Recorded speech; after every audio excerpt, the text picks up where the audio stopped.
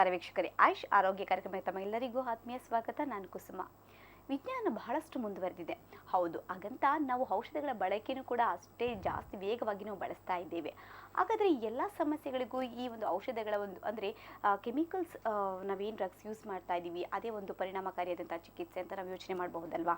ಯಾಕಂದರೆ ಮೊದಲೆಲ್ಲ ನಮ್ಮ ಪೂರ್ವಜರಾಗಬಹುದು ಅಥವಾ ಋಷಿಮುನಿಗಳು, ತಪಸ್ವಿಗಳು ಯಾರೇ ಆಗಬಹುದು, ಕಾಡಿನಲ್ಲಿ ವಾಸಿಸುವಂತಹ ಸಮಯದಲ್ಲಿ ನಮ್ಮ ರೀತಿಯ ಔಷಧಗಳನ್ನ ಸೇವನೆ ಮಾಡ್ತಾ ಇದ್ರ? ಖಂಡಿತವಾಗಿಯೂ ಇಲ್ಲ. ಇನ್ನು ಪ್ರಾಣಿಗಳಿಗೆ ಏನಾದರೂ ಆರೋಗ್ಯ ಸಮಸ್ಯೆ ಬಂದರೆ ಅವುಗಳು ಯಾರ ಹತ್ರ ಎಕ್ಸ್ಪ್ರೆಸ್ ಮಾಡ್ತವೆ, ಯಾರ ಹತ್ರ ಅದನ್ನು ತೋರ್ಪಡಿಸುತ್ತವೆ? ಸೊ ಹಾಗಾಗಿ ಈ ಎಲ್ಲ ಸಮಸ್ಯೆಗಳಿಗೂ ಕೂಡ ನಮ್ಮ ಪೂರ್ವಜರು ನಮಗೆ ಕೊಟ್ಟಂತಹ ಒಂದು ಬಳುವಳಿ, ಒಂದು ದೊಡ್ಡವಾದಂಥ ಕೊಡುಗೆ ಅಂತಂದರೆ ಈ ವನಮೂಲಿಕೆಗಳು. ಹಾಗಾದರೆ ಈ ವನಮೂಲಿಕೆಗಳನ್ನು ಬಳಸ್ಕೊಂಡು ನಮ್ಮ ಕಾಯಿಲೆಗಳನ್ನ ಗುಣಮುಖಪಡಿಸ್ಕೊಳ್ಬಹುದಾ? ಯಾವ ರೀತಿ? ಹಾಗಾದರೆ ವನಮೂಲಿಕೆ ಅಂದರೆ ಏನು? ಎಲ್ಲ ಕಾಯಿಲೆಗಳ ಒಂದು ಮೂಲವನ್ನು ಈ ವನಮೂಲಿಕೆಯ ಔಷಧಗಳಿಂದ ಯಾವ ರೀತಿ ಕಂಡುಹಿಡಿಬೋದು? ಇವೆಲ್ಲವನ್ನು ತಿಳಿಸ್ಕೊಡೋದಕ್ಕೆ ನಮ್ಮ ಇಂದಿನ ಕಾರ್ಯಕ್ರಮದಲ್ಲಿ ಶಿವಯೋಗಿಗಳು ನಮ್ಮ ಜೊತೆಗಿದ್ದಾರೆ. ಬನ್ನಿ ಅವನ ಕಾರ್ಯಕ್ರಮಕ್ಕೆ ಸ್ವಾಗತಿಸೋಣ. ನಮಸ್ಕಾರ ಸ್ವಾಮೀಜಿ. ಓಂ ನಮಃ ಶಿವಾಯ. ಸ್ವಾಮೀಜಿ, ಮೊದಲನೇದಾಗಿ ಎಲ್ಲ ಜನಗಳು ತಿಳ್ಕೊಂಡಿದ್ದಾರೆ ಔಷಧ ಅಂದ್ರೇನು, ಕೆಮಿಕಲ್ಸ್. ಈಗಲೂ ಕೂಡ ಜ್ವರಕ್ಕೆ ಯಾವ ಮಾತ್ರೆ ತೊಗೋಬೇಕು ಅಂದರೆ ಅವ್ರ ಬಾಯಲ್ಲಿ ತಟ್ ಅಂತ ಹೇಳಿಬಿಡ್ತಾರೆ. ಸೊ ಅಷ್ಟೊಂದು ಪ್ರಚಲಿತವಾಗಿರುವಂತಹ ಈ ಔಷಧಗಳ ಬಳಕೆ ಸ್ವಲ್ಪ ನಾವು ಅದನ್ನು ದೂರ ಮಾಡ್ಕೋಬೇಕು. ಹಾಗಾಗಿ ವನಮೂಲಿಕೆಗಳಿಗೆ ನಾವು ಆದಷ್ಟು ದೂರ ಮಾಡಿಕೊಂಡ್ರೆ ಆರೋಗ್ಯ ಚೆನ್ನಾಗಿರುತ್ತೆ. ಹಾಗಾದ್ರೆ ವನಮೂಲಿಕೆ ಅಂದ್ರೆ ಏನು? ವನಮೂಲಿಕೆ ಅಂದರೆ ತಂತಾನಾಗೆ ವನದಲ್ಲಿ ಬೆಳೆದಿರುವಂಥದ್ದು, ಕಾಡಲ್ಲಿ, ಬೆಟ್ಟದಲ್ಲಿ, ಗುಡ್ಡದಲ್ಲಿ ಬೆಳೆದಿರುವಂಥದ್ದು. ಅದನ್ನು ಯಾರೂ ಹಾಕಿರಲ್ಲ. ಆದರೆ ಅವಶ್ಯಕತೆ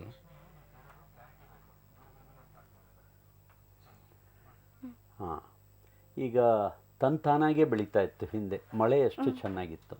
ಇವಾಗೇನಾಗಿದೆ, ನಾವು ಅದನ್ನು ಬೆಳೆಸಬೇಕಾದಂಥ ಪರಿಸ್ಥಿತಿ ಬಂದಿದೆ, ಉಳಿಸ್ಕೊಳ್ಳಬೇಕಾದಂಥ ಪರಿಸ್ಥಿತಿ ಬಂದಿದೆ. ಎಷ್ಟೋ ಮೂಲಿಕೆಗಳು, 75% ಮೂಲಿಕೆಗಳು ಈಗಾಗಲೇ ನಾಶ ಆಗಿಬಿಟ್ಟಿದ್ದಾವೆ. ಆಮೇಲೆ ಮೂಲಿಕೆಗಳ ಜ್ಞಾನವೂ ಕೂಡ ಜನಗಳಿಗೆ ಕಡಿಮೆ ಆಗಿದೆ. ಎಷ್ಟೋ ಜನ ಆಯುರ್ವೇದಿಕ್ ಡಾಕ್ಟ್ರುಗಳಿಗೆ ಆ ಮೂಲಿಕೆಗಳ ಹೆಸರಾಗಲಿ, ಗಿಡ ಆಗಲಿ ಅಥವಾ ಮರ ಆಗಲಿ ನೋಡೇ ಇಲ್ಲ. ಅವರು ಕಂಪನಿಗಳು ಕೊಡುವಂಥ ಔಷಧಿಗಳನ್ನು ಬರೀತಾರೆ. ಅವ್ರ ಕಂಪನಿಯವರು ಎಷ್ಟು ಚೆನ್ನಾಗಿ ಮಾಡಿರ್ತಾರೆ ಅದು ಅವ್ರಿಗೆ ಗೊತ್ತು, ದೇವರಿಗೆ ಗೊತ್ತು. ಹಾಗೆ ವನಮೂಲಿಕೆ ಅಂದರೆ ಇದರಲ್ಲಿ ಯಾವುದೇ ಕಾರಣದಿಂದ ವ್ಯತ್ಯಾಸ ಆಗಲ್ಲ. ಒಂದು ಅಲ್ಲಿಂದಾನೇ ಹಸಿಯಾಗಿ ತರುವಂಥದ್ದು. ಅದು ಒಣಗಿಸಿದ ತಕ್ಷಣವೇ ಅದರ ಶಕ್ತಿ ಹಾಳಾಗಿ ಹೋಗುತ್ತೆ. ಆಮೇಲೆ ವನಮೂಲಿಕೆದು ಇನ್ನೊಂದು ವಿಶೇಷ ಏನಂದರೆ, ಮಂತ್ರ ಪ್ರಯೋಗ ಮಾಡಿ ಅದಕ್ಕೆ ಚೈತನ್ಯ ಕೊಡ್ತೀವಿ. ಅಂದ್ರೆ ಅದನ್ನ ತೆಗೆದುಕೊಳ್ಳೋಕ್ಕಿಂತ ಮುಂಚೆನೇ ನೀವು ಮಂತ್ರ ಪ್ರಯೋಗ ಅದನ್ನು ಕೀಳೋದಕ್ಕೆ ಮೊದಲನೇ ಮಂತ್ರ ಪ್ರಯೋಗ ಮಾಡ್ತೀವಿ. ಅದನ್ನು ತಯಾರು ಮಾಡುವಾಗಲೂ ಕೂಡ ಮಂತ್ರ ಪ್ರಯೋಗ ಮಾಡ್ತೀವಿ. ಅಂದ್ರೆ ಅದರ ಶಕ್ತಿ ದ್ವಿಗುಣ ಆಗುತ್ತಾ ಸ್ವಾಮಿ? ದ್ವಿಗುಣ ಒಂದೇ ಅಲ್ಲ, ರೋಗ ನಿರೋಧಕ ಶಕ್ತಿ 1/10 ಅದರದ್ದು ಶಕ್ತಿ ವೃದ್ಧಿ ಆಗುತ್ತೆ. ಅಂದ್ರೆ ಆ ಮಂತ್ರ ಪಠನೆಯಿಂದ ಔಷಧದ ಒಂದು ಶಕ್ತಿ ಇನ್ನು ಜಾಸ್ತಿ ಆಗ್ತಾ ಹೋಗುತ್ತೆ. ಯಾಕೆಂದ್ರೆ ಅದು ದೈವ ನಿರ್ಮಿತವಾದ್ದು. ಓಕೆ. ಆ ದೇವರನ್ನ ನಾವು ಕೊಂಡಾಡ್ತೀವಿ. ಎಂತೆಂಥ ಔಷಧಿಗಳನ್ನು ನೀನು ಸಿದ್ಧ ಮಾಡಿದ್ಯಪ್ಪ, ನಿನ್ನ ಲೀಲೆಗೆ ಪಾರಿಲ್ಲ, ಇಂಥವ್ರಿಗೆ ಇಂಥ ಔಷಧಿ ತಯಾರು ಮಾಡ್ತಾ ಇದ್ವಿ, ಆ ಔಷಧಿಗೆ ಶಕ್ತಿಯನ್ನು ಕೊಡು, ಮತ್ತು ಅದಕ್ಕೆ ಆಶೀರ್ವಾದ ಮಾಡು, ಅಥವಾ ಗುಣ ಆಗಲಿ, ಅಥವಾ ಏನೇ ಪಾಪ ಮಾಡಿರ್ಬೋದು. ಯಾಕೆಂದರೆ ಯಾವುದೇ ಕಾಯಿಲೆ ಬರಬೇಕಾದ್ರೆ ಪೂರ್ವಜನ್ಮ ಕೃತಂ ಪಾಪಂ ವ್ಯಾಧಿ ರೂಪೇನ ಬಾಧ್ಯತೆ. ಆ ವ್ಯಾಧಿ ರೂಪದಲ್ಲಿ ತೊಂದರೆ ಕೊಡುತ್ತೆ. ಅದು ಆ ಪಾಪನೂ ಕೂಡ ನಾಶ ಮಾಡಿಬಿಟ್ಟು ಅವನಿಗೆ ಗುಣ ಮಾಡು ಅಂಥೇಳಿ ಒಂದು ಪ್ರಾರ್ಥನೆ ಮಾಡಿ ಆಮೇಲೆ ತಯಾರು ಮಾಡ್ತೀವಿ. ಅದನ್ನು ಕೀಳುವಾಗಲೂ ಅಷ್ಟೇ. ಕೀಳೋದು ಅಂದರೆ ನಮ್ಮದಲ್ಲ, ಅದು ಪ್ರಾಪರ್ಟಿ, ಅದು ದೈವ ನಿರ್ಮಿತವಾದ್ದು, ದೇವರ ಕೊಡುಗೆ. ಅದನ್ನು ಹೊಗಳಿನೇ ನಾವು ತಗೋಬೇಕಾಗುತ್ತೆ. ಹೊಗಳಿ ಧನ್ಯವಾದ ಹೇಳಿ, ಉಪಯೋಗಿಸ್ತಾ ಇದ್ದೀನಪ್ಪ, ಅನುಮತಿ ಕೊಡು, ಆಶೀರ್ವಾದ ಮಾಡು ಅಂತ ಹೇಳಿ ಸೃಷ್ಟಿಕರ್ತನಿಗೆ. ನಾವು ವನಮೂಲಿಕೆಯವರು ಧನ್ವಂತರಿ ನೆನೆಯಲ್ಲ. ಧನ್ವಂತರಿ ಒಬ್ಬ ಇದ್ದಾನೆ, ಇಡೀ ಸೃಷ್ಟಿಕರ್ತ. ಆ ಸೃಷ್ಟಿಕರ್ತನ ನೆನೀತೀವಿ ನಾವು. ಈಗ ನೀವು ಆಕಾರದಲ್ಲಿರುವಂಥ ಯಾವ ದೇವರುಗಳನ್ನು ನಾವು ಯೋಗಿಗಳು ನೆನೆಯಲ್ಲ. ಅದಕ್ಕೆ ಹಿಮಾಲಯದಲ್ಲಿ ನೋಡಿ, ಅವರು ಬಾಳೆಹಣ್ಣು, ತೆಂಗಿನಕಾಯಿ, ಕರ್ಪೂರ ಏನಾರು ಇಟ್ಕೊಂಡಿರ್ತಾರೆ. ಏನಿಲ್ಲ, ಆತ್ಮಲಿಂಗ ಧ್ಯಾನ. ಒಬ್ರು ಕಾಲರ್ ಹಿಡಿದ್ದಾರೆ. ಹಲೋ, ನಮಸ್ಕಾರ. ನಮಸ್ತೆ ಮೇಡಮ್, ಅರ್ಸಿಕೆರೆಯಿಂದ ರವಿ ಅಂತ ಹೇಳ್ಬಿಟ್ಟು ಮಾತಾಡ್ತಾ ಇರೋದು. ಓಕೆ ರವಿ ಅವರೇ, ಸ್ವಾಮೀಜಿ ಅವರಿದ್ದಾರೆ, ಶಿವಯೋಗಿ ಸ್ವಾಮೀಜಿ, ಅವ್ರ ಜೊತೆ ಮಾತನಾಡಿ. ನಮಸ್ತೆ ಸ್ವಾಮೀಜಿ. ಓಂ ನಮಃ ಶಿವಾಯ. ನೋಡಪ್ಪ ರವಿ, ಇವಾಗ ನಿಮ್ಮ ಪ್ರಶ್ನೆ ಹೇಳಿಬಿಟ್ಟು ಇಟ್ಬಿಡಿ, ಆಮೇಲೆ ಟಿ ವಿ ನೋಡ್ಕೊಳ್ಳಿ. ಒಂದು ಬೇರೆ ಇದು ಎಲ್ಲರಿಗೂ ಕೂಡ ಎಲ್ಲ ವೀಕ್ಷಕರಿಗೂ ಸಂಬಂಧಪಟ್ಟ ಹಾಗೆ ತಮ್ಮ ಇದು ಪ್ರಶ್ನೆ ಬಹಳ ಸಂಕ್ಷಿಪ್ತವಾಗಿರಲಿ, ಎಲ್ಲ ಹೇಳಿಬಿಟ್ಟು ಇಟ್ಬಿಡಿ, ಆಮೇಲೆ ನಾವು ನಿಮಗೆ ಉತ್ತರ ಕೊಡ್ತೀವಿ, ಅದನ್ನು ಚೆನ್ನಾಗಿ ಮನನ ಮಾಡ್ಕೊಳ್ಳಿ. ಸರಿ ಸ್ವಾಮೀಜಿ. ಆಮೇಲೆ ನನ್ನ ಪ್ರಶ್ನೆ ಏನಂದ್ರೆ, ಹಾಂ, ಈಗ ನನಗೆ ಸೊಂಟ ನೋವು ಬರ್ತಾ ಇದೆ ಎಡದ ಭಾಗದಲ್ಲಿ. ಎಡದ ಭಾಗದಲ್ಲಿ ಸೊಂಟ ನೋವು ಬರ್ತದೆ. ಆಮೇಲೆ ನಂದು ಹೊಟ್ಟೆ ಸ್ವಲ್ಪ ಜಾಸ್ತಿ ಇದೆ ಸ್ವಾಮೀಜಿ. ಅಪ್ಪ ನಿನಗೆ ಈ ಗ್ಯಾಸ್ಟ್ರಿಕ್ ಅಂತ ಏನು ಹೇಳ್ತಾರಲ್ಲ, ಉದರವಾಯು ಮತ್ತು ಉಗ್ರಾಮ್ಲ ಮತ್ತು ಹೊಟ್ಟೆನಲ್ಲಿ ಬಹಳ ತಿಳಿಯಾದಂಥ ಹುಣ್ಣುಗಳು ಆಗಿದೆ. ಆವಾಗಲೇ ಈ ಸೊಂಟ ನೋವು ಬರೋದು. ಇದಕ್ಕೆ ಔಷಧಿ ಇದೆ. ಸೊಂಟ ನೋವು ಅಂದ್ರೆ ಮೊನ್ನೆ ಸ್ವಲ್ಪ ಇಲ್ಲಿ ಮನೆ ಮುಂದೆ ಸ್ವಲ್ಪ ಕಲ್ಲು ಅದನ್ನು ಎತ್ತಿದೆ ಸ್ವಾಮೀಜಿ. ಅಪ್ಪ ಅದು ನೇಮ ಪ್ರಾಣಿ ಪಕ್ಷಿಗಳಿಗೆಲ್ಲ ಆ ಥರ ಬರುತ್ತಾ? ಇಲ್ಲ, ನೇಮ ಮಾತ್ರ, ಅದು ನೆಪ ಮಾತ್ರಕ್ಕದು ನಾನು ಹೇಳೋದು ಎತ್ತಿದ್ದಕ್ಕಂತ. ಅದು ವಾಯುನೂ ಇದೆ, ವಾಯು ಇದೆ, ವಾತ ಇದೆ, ಮತ್ತು ಉದರವಾಯು ಇದೆ. ಹೊಟ್ಟೆ ಕೆಡಿಸ್ಕೊಂಡಿದೆಯಪ್ಪ, ಸಮಯಕ್ಕೆ ಸರಿಯಾಗಿ ಆಹಾರ ತಗೊಳ್ತಾ ಇಲ್ಲ. ಈಗಿನ ಕಾಲಕ್ಕೆ 4 ಆಹಾರ ತೊಗೊಬೇಕು. ಇದಕ್ಕೆ ಔಷಧಿ ಇದೆ. ಮೊದಲನೇ ದಿವಸನೇ 35% ನಾವು ಕಮ್ಮಿ ಮಾಡಿ ತೋರಿಸ್ತೇವೆ. ಅರ್ಥ ಆಯ್ತಲ್ಲ? ಪುರ್ಸೊತ್ತಾಗಿ ಮೊದಲೇ ತಿಳಿಸ್ಬಿಟ್ಟು ನೀವು ಬಂದು ಚಿಕಿತ್ಸೆಯನ್ನು ಪಡಿಬೋದು. ಇವಾಗ ಮನೆ ಮದ್ದು ಅಂತಂದರೆ ಪ್ರತಿ ಆಹಾರಕ್ಕೆ ಮೊದಲು ಹಾಲು ತಗೊಳ್ಳಪ್ಪ. ಬೆಳಿಗ್ಗೆ ಹೊತ್ತು ಸಂಜೆ ಹೊತ್ತು ಖಾಲಿ ಹೊಟ್ಟೆ ಬಿಡಬೇಡಿ. ಆಹಾರ ತಗೊಳ್ಳೋಕೆ ಅರ್ಧ ಗಂಟೆ ಮೊದಲು ಹಾಲು ಕುಡೀರಿ. ಆವಾಗ ನಿಮಗೆ ನೋವೇನೇ ಕಮ್ಮಿ ಆಗಿಬಿಟ್ಟಿರುತ್ತೆ ಮತ್ತು ಹೊಟ್ಟೆ ಸಮಸ್ಯೆನೂ ಕಮ್ಮಿ ಆಗಿರುತ್ತೆ. ಇದಕ್ಕೆ ಖಂಡಿತವಾದಂಥ ಔಷಧಿ ಇದೆ, ಚಿಂತೆ ಮಾಡಬೇಕಾಗಿಲ್ಲ. ಮುಂದೆ ಓಕೆ, ಕರೆ ಮಾಡಿದ್ದಕ್ಕೆ ಧನ್ಯವಾದಗಳು ರವಿ ಅವರೇ. ಮತ್ತೊಬ್ಬರು ಕಾಲರ್ ರೆಡಿ ಇದ್ದಾರೆ. ಹಲೋ, ನಮಸ್ಕಾರ. ಓಕೆ, ಕಾಲ್ ಕಟ್ ಆಗಿದೆ ಅನ್ಸುತ್ತೆ. ಹಾಂ ಗುರುಜಿ, ಅಂತಂದ್ರೆ ಅವರಿಗೆ ಈ ರೀತಿ ರವಿ ಕಾಲ್ ಮಾಡಿದವರು ಕೇಳ್ತಾ ಇದ್ರು, ಅಂದ್ರೆ ಉದರಕ್ಕೆ ಸಂಬಂಧಪಟ್ಟ ಅವರು ಹೌದು ಹೊಟ್ಟೆ ಕೆಡಿಸ್ಕೊಂಡಿರೋದು ಸೊಂಟ ನೋವು ಅಂತ ಹೇಳ್ತಾರೆ. ಹೊಟ್ಟೆ ಸರಿ ಮಾಡಬೇಕು. ಇವಾಗ ನಾವೀಗ ಹೇಳ್ಕೊಟ್ಟಿರೋ ಒಂದು ತಂತ್ರ ಇದೆಯಲ್ಲ, ದಿನಕ್ಕೆ 3 ಆಹಾರ ಬದಲು 4 ಆಹಾರ ತಗೊಳ್ಳೋದು. ಯಾಕೆಂದ್ರೆ 3 ಗಂಟೆಯಿಂದ 4 ಗಂಟೆಗೆ ಹೊಟ್ಟೆ ಖಾಲಿ ಮಾಡಿಬಿಡುತ್ತೆ. ಹೌದು, ಅಲ್ಲಿ ಏನಾಗುತ್ತೆ, ಡೈಜೆಸ್ಟಿವ್ ಆಸಿಡ್ ಅಂತ ಏನು ಹೇಳ್ತೀರಾ, ಉಗ್ರಾಮ್ಲ ಉತ್ಪತ್ತಿ ಆಗುತ್ತೆ. ಅದು ಸುಡುತ್ತೆ, 1 ಗಂಟೆ ಕಾಯುತ್ತೆ. ಕಾಯ್ದುಬಿಟ್ಟು ಇದು ಕರಳಿಗೆ ಹೊರಟೋಗುತ್ತೆ. ಕರಳಿಗೆ ಏನು ಗೊತ್ತು, ಆಹಾರ ಬಂತು ಅಂತ ಸ್ವೀಕಾರ ಮಾಡ್ತು, ನರಗಳಿಗೆ ಕಳಿಸ್ತು, ನೋವು ಶುರುವಾಯಿತು. ಹಾಗೆ ಯೂರಿಕ್ ಆಸಿಡ್ ಜಾಸ್ತಿ ಆಗಿದೆ ಆತನಿಗೆ. ಅವ್ರೇನು ಮಾಡ್ತಾರೆ, ವೈದ್ಯರು ಏಮಾರ್ಬಿಡ್ತಾರೆ. ಏಮಾರ್ಬಿಟ್ಟು ಆ ನೋವು ಔಷಧಿ ಕೊಡ್ತಾರೆ. ನಾವು ನೋವು ಔಷಧಿ ಕೊಡಲ್ಲ. ಮೂಲ ಕಾರಣ ಇಲ್ಲಿ ಆಸಿಡ್ ಕಮ್ಮಿ ಮಾಡಬೇಕು, ಯೂರಿಕ್ ಆಸಿಡ್ ಕಮ್ಮಿ ಮಾಡಬೇಕು. ಮೊದಲನೇ 8 ಗಂಟೆನಲ್ಲೇ 35% ಅವನಿಗೆ ನೋವು ಕಮ್ಮಿ ಆಗುತ್ತೆ. ಟೆಕ್ನಿಕ್. ಹಲೋ, ನಮಸ್ಕಾರ. ನಮಸ್ತೆ. ನಮಸ್ತೆ ಸರ್, ಯಾರು ಮಾತನಾಡ್ತಾ ಇರೋದು? ಮೇಡಮ್, ನನ್ನ ಹೆಸರು ಸಿದ್ದು ಅಂತ ಹೇಳಿ. ಓಕೆ, ನಿಮ್ಮ ಪ್ರಶ್ನೆ ಗುರುಜಿ ಹತ್ರ ಕೇಳ್ಬೋದು, ಆದ್ರೆ ಕೇವಲ ಒಂದು ಆರೋಗ್ಯದ ಸಮಸ್ಯೆ ಬಗ್ಗೆ ಮಾತ್ರ ನೀವು ಅವ್ರ ಹತ್ರ ಮಾತನಾಡಿ, ಸಂಕ್ಷಿಪ್ತವಾಗಿ ಮಾತಾಡ್ಬಿಟ್ಟು ನೀನು ನಿನ್ನ ಇದನ್ನ ಸಂಪರ್ಕನ ಕಡಿತ ಮಾಡಿಬಿಟ್ಟು ಆಮೇಲೆ ಟಿವಿ ನೋಡ್ಕೊಳಪ್ಪ. ಸರಿ ಸರಿ, ಹೇಳಿ. ಸರ್, ನನಗೆ ಬೆನ್ನಲ್ಲಿ ಹಿಂಭಾಗದಲ್ಲಿ ಒಂದು ಪಿಗ್ಮೆಂಟೇಷನ್ ತರ ಮಚ್ಚೆ ತರ ಆಗಿದೆ. ಅದು ನನಗೆ ಅಂತಲ್ಲ, ಆಲ್ಮೋಸ್ಟ್ ಎಲ್ಲಾರ್ಗು ಅದೇ ತರ ಆಗಿದೆ. ಆಯ್ತು ಅದು ಮುಂದೆ ಹೇಳಪ್ಪ. ಅದು ಬಿಟ್ಟರೆ ಇನ್ನೇನಾದ್ರು ಇದೆಯಾ? ಅದು ಬೆನ್ನಲ್ಲಾಗಿರ್ಬೋದು, ಸ್ವಲ್ಪ ಮೈಯಲ್ಲಿ. ಆಯ್ತು ಅದನ್ನ ನಾನು ಕಾರಣ ಹೇಳ್ತೇನೆ, ಆಮೇಲೆ ಅದಕ್ಕೆ ಪರಿಹಾರನೂ ಹೇಳ್ತೇನೆ, ಆಮೇಲೆ ಹೇಗೆ ಗುಣ ಮಾಡ್ಕೊಳ್ಳೋದು ಹೇಳ್ತೇನೆ. ಮುಂದಕ್ಕೆ ಯಾವ್ದಾರು ಇದೆಯಾ ಪ್ರಶ್ನೆ? ಇಟ್ಬಿಡಿ. ನೋಡಿ, ಇದನ್ನು ಪಿಗ್ಮೆಂಟೇಷನ್ ಅಂತಾರೆ. ಮೈ ಮೇಲೆ ಗುಳ್ಳೆಗಳು ಅಲ್ಲಲ್ಲಿ ಕಪ್ಪಗಾಗಿರುತ್ತೆ. ಸನ್ಬರ್ನ್ ಅಂತಾರೆ. ಈ ಎಲ್ಲ ಸುಳ್ಳು.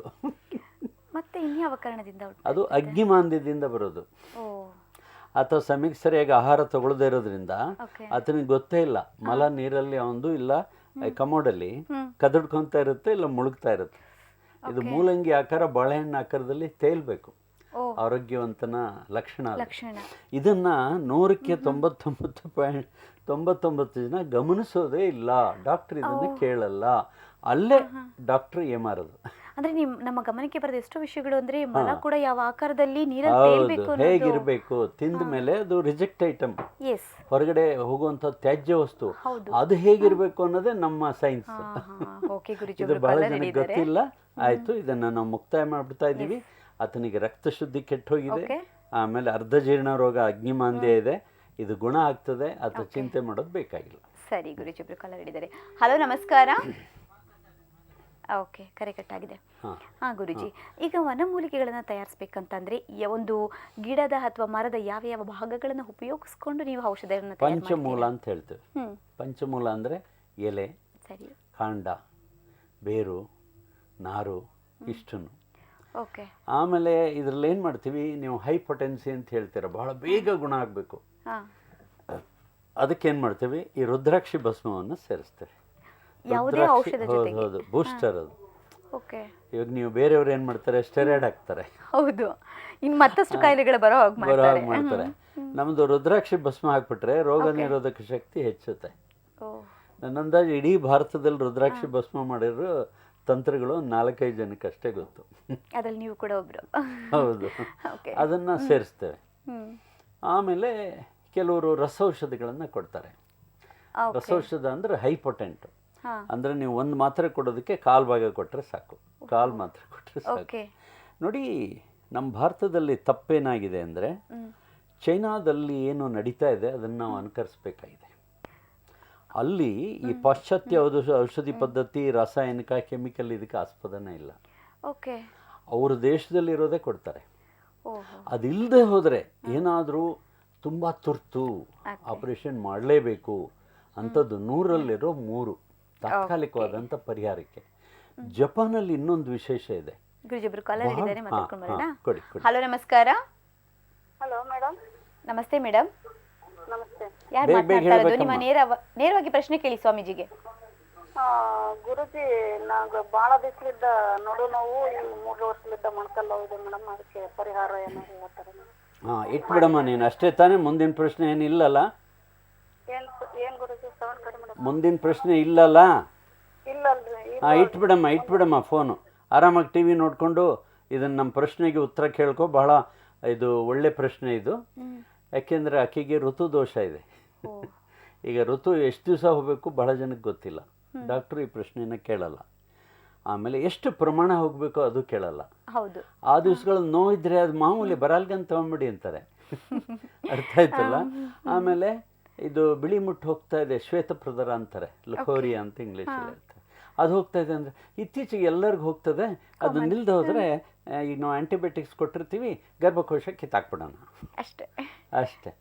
ಈ ಥರ ಆಗಿದೆ. ಆಕೆಗೆ ಒಂದು ಗರ್ಭಕೋಶ ಸಮಸ್ಯೆ ಇದೆ.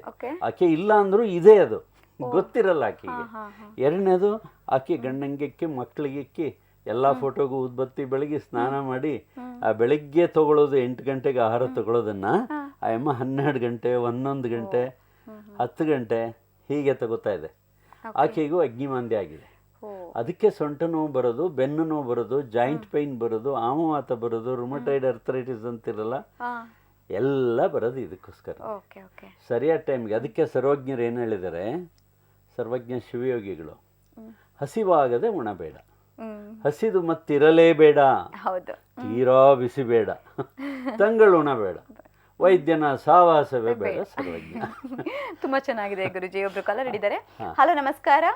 ಹಲೋ, ನಮಸ್ಕಾರ. ನಮಸ್ತೆ ಮೇಡಮ್. ನಿಮ್ಮ ಇದು ಏನಪ್ಪ, ನಮ್ಮ ಹಸ್ಬೆಂಡ್ಗೆ ತುಂಬಾ ಹೊಟ್ಟೆ ಉಬ್ರ ಆಗುತ್ತೆ, ಮತ್ತೆ ಗ್ಯಾಸ್ಟ್ರಿಕ್ ತರ ಫುಲ್ ಗ್ಯಾಸ್, ಯಾವಾಗೂ ಗ್ಯಾಸೇ ಅನ್ಕೊಳ್ಳಿ ಆ ತರ ಆಗುತ್ತೆ. ಮತ್ತೆ ಅವ್ರ ಟಾಯ್ಲೆಟ್ ಅದೆಲ್ಲ ಕರೆಕ್ಟ್ ಆಗಿ ಮಾಡ್ತಾರೆ. ಅಂದ್ರೆ ಈ ತರ ಫುಲ್ ಲೂಸ್ ಮೋಷನ್ ತರ ಅಂತಲ್ಲ, ದಿನಕ್ಕಿಲ್ಲ ಅಂದ್ರೆ 3-4 ಸಲ ಹೋಗ್ತಾರೆ. ಮತ್ತೆ ಗ್ಯಾಸ್ ಫುಲ್ ತುಂಬಾನೇ ಆಗುತ್ತೆ. ಸರಿಮಾ, ನಿಮ್ಮ ಪ್ರಶ್ನೆಗೆ ನಮ್ಮ ಸ್ವಾಮೀಜಿ ಅವರು ಉತ್ತರ ಕೊಡ್ತಾರೆ, ಕೇಳಿಸ್ಕೊಳ್ಳಿ. ಈಗ ನೀನು ಫೋನ್ ಇಟ್ಬಿಡಮ್ಮ.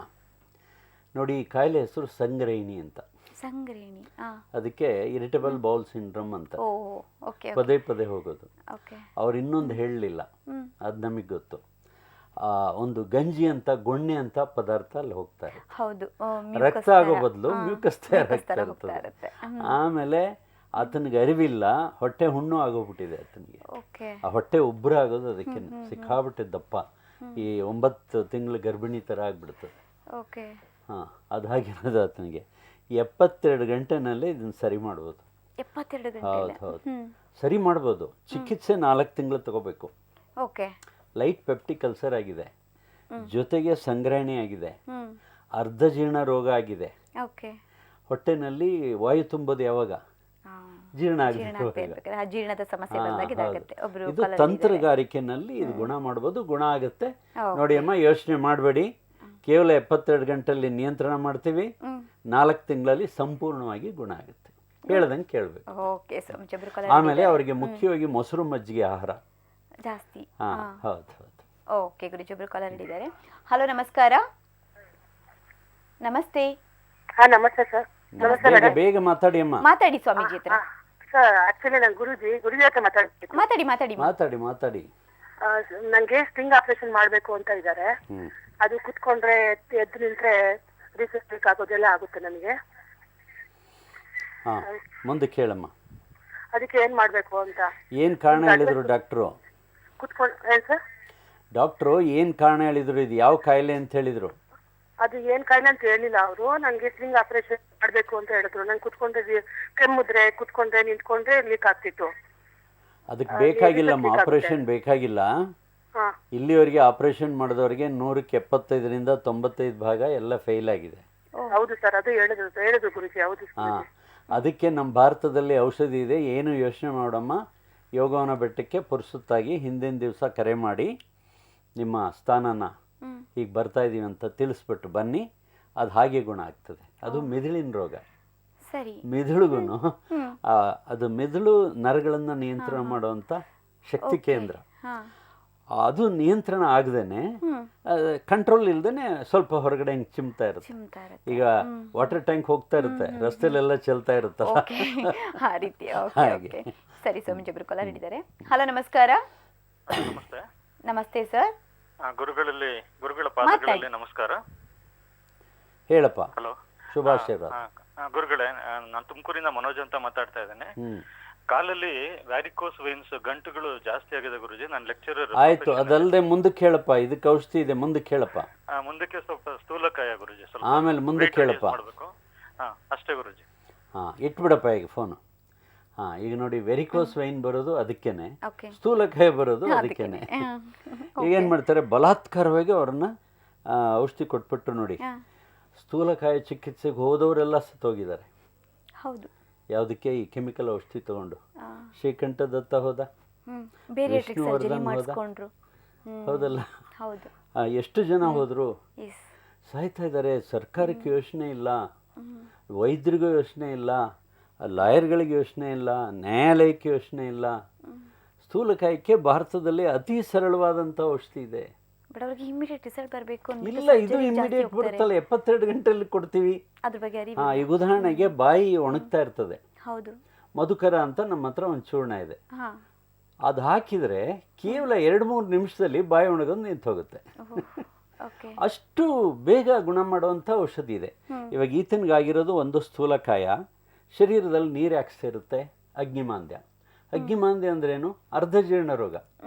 ಅರ್ಧ ಜೀರ್ಣ ಆಗ್ಬಿಟ್ಟು ಕರಳಿಗೆ ಕಳಿಸ್ಬಿಡುತ್ತೆ. ಕರಳಿಗೆ ಏನು ಗೊತ್ತು? ಹೀರ್ಕೊಂಡ್ಬಿಡುತ್ತೆ, ಅದರಲ್ಲಿ ನೀರಿರುತ್ತೆ, ಶರೀರ ಊದ್ಕೊಳ್ಳುತ್ತೆ. ಆಯ್ತಾ? ವೆರಿಕೋಸ್ ಅಂದ್ರೆ ಏನು? ಮಲಬದ್ಧತೆ. ಈಗ ಆತ 3-4 ಸರಿ ತಿಂದ್ರು ಎಲ್ಲ ಹೋಗೋದು ಒಂದೇ ಸರಿ, 190 ಜನ ಭಾಗ. ಅವಾಗ ಏನಾಗುತ್ತೆ?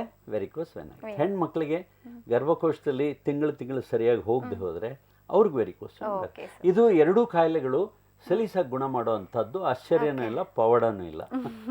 ಆಮೇಲೆ ಯಾವುದೇ ಪಾರ್ಶ್ವ ಪರಿಣಾಮ ಇಲ್ಲ, ಪಾರ್ಶ್ವ ಲಾಭ ಆಗುತ್ತೆ, ಶರೀರ ಹಗರ ಆಗುತ್ತೆ. ಮುಂದಿನವ್ರು ಇದ್ದಾರಾ? ಇಲ್ಲ ಗುರುಜಿ, ಒಂದು ಬ್ರೇಕ್ ತಗೊಂಡು ಬರೋಣ. ವೀಕ್ಷಕರೇ, ನೋಡ್ತಾ ಇದ್ದೀರಾ ಆಯುಷ್ ಆರೋಗ್ಯದಲ್ಲಿ ವನಮೂಲಿಕೆಗಳಿಂದ ನಮ್ಮ ಎಲ್ಲ ಥರದ ಕಾಯಿಲೆಗಳನ್ನು ಕೂಡ ಯಾವ ರೀತಿ ಗುಣಮುಖಪಡಿಸ್ಕೊಳ್ಬೋದು ಅಂತ ನಮ್ಮ ಗುರುಜಿಯವರು ತಿಳಿಸ್ಕೊಡ್ತಾ ಇದ್ದಾರೆ. ನೀವು ಅವ್ರನ್ನ ಭೇಟಿ ಮಾಡಬೇಕು ಅಂದರೆ ಏನು ಮಾಡಬೇಕು? ಅವರ ದೂರವಾಣಿ ಸಂಖ್ಯೆ 8495999778ಗೆ ಕರೆ ಮಾಡಬಹುದು. ಹಾಗೆ ನಿಮ್ಮ ಸಮಸ್ಯೆಗಳಿಗೂ ಕೂಡ ಪರಿಹಾರವನ್ನು ಕಂಡುಹಿಡ್ಕೋಬೋದು ಅಂತ ತಿಳಿಸ್ತಾ ನಮ್ಮ ಕಾರ್ಯಕ್ರಮದಲ್ಲಿ ಪುಟ್ಟದೊಂದು ವಿರಾಮದ ನಂತರ ಬೇಗ ವಾಪಸ್ ಆಗ್ತೀವಿ. ಕಾಯ್ತಾ ಇರಿ.